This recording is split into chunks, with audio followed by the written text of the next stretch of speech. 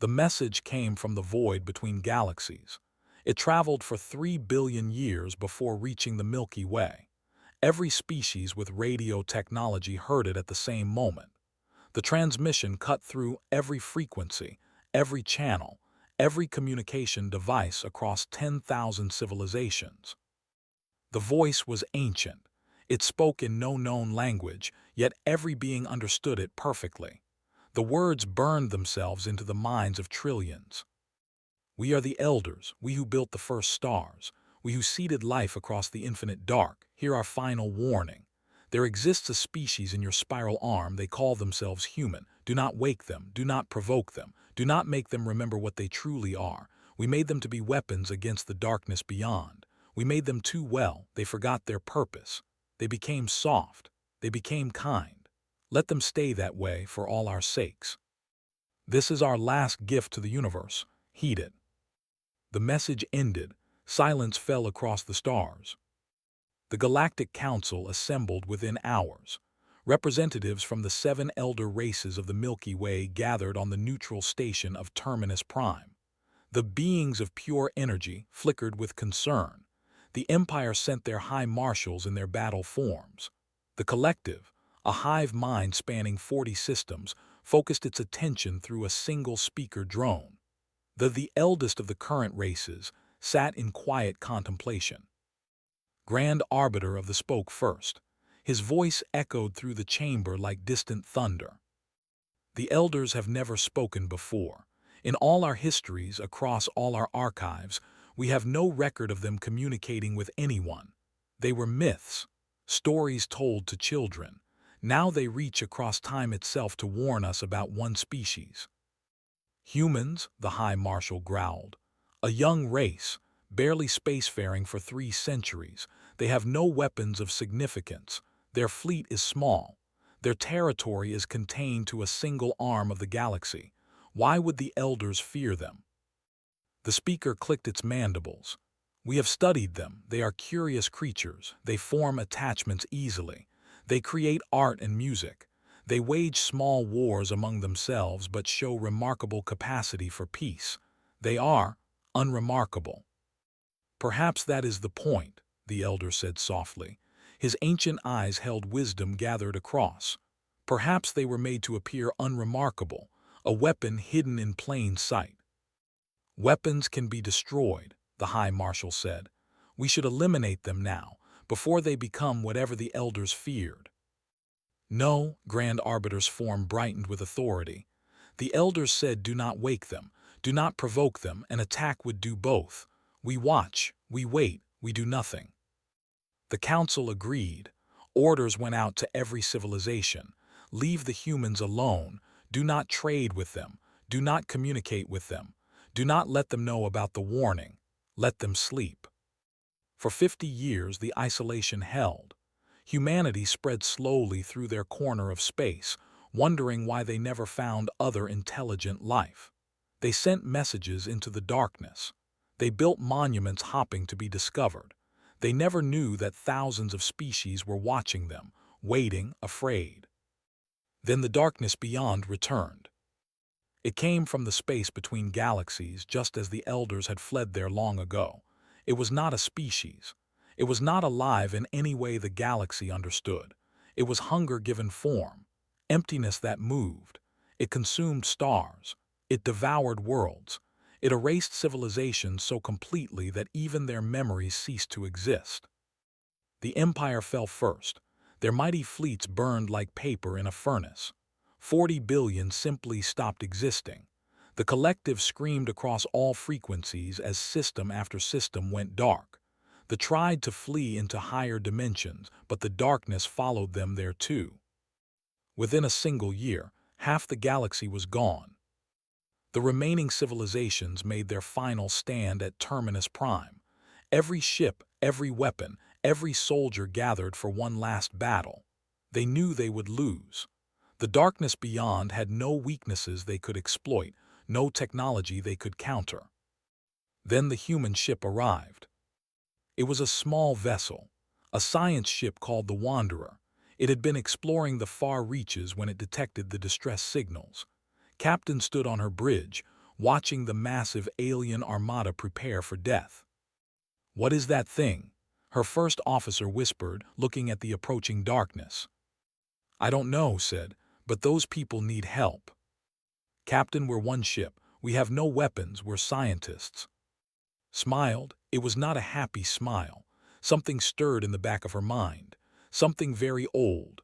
Something that had been sleeping for a very long time. "Open a channel to that station," she ordered. "All frequencies."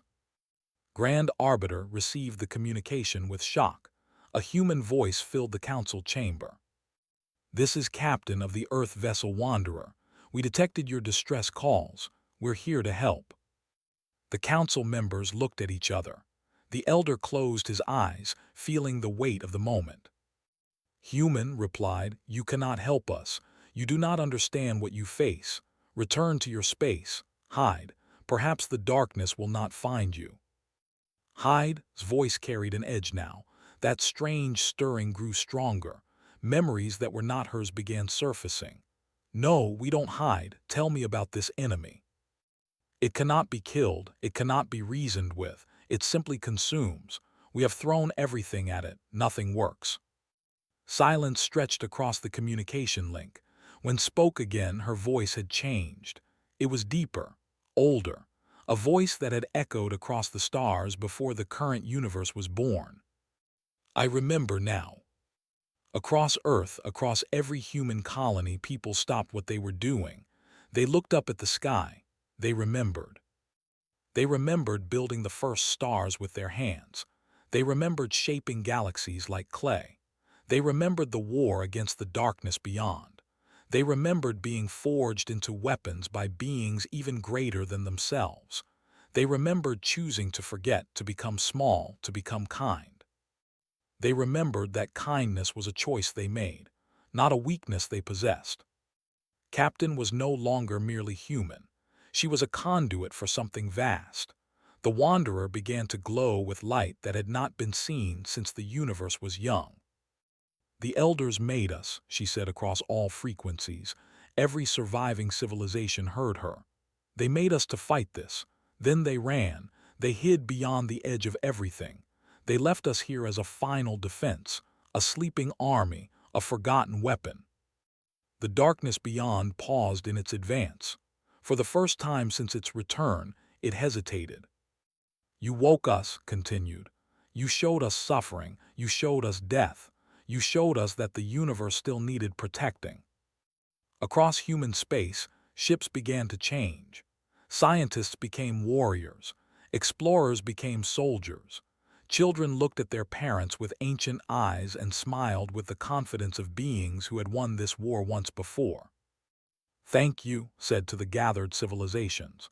"Thank you for showing us that we are still needed." The Wanderer launched itself at the darkness beyond.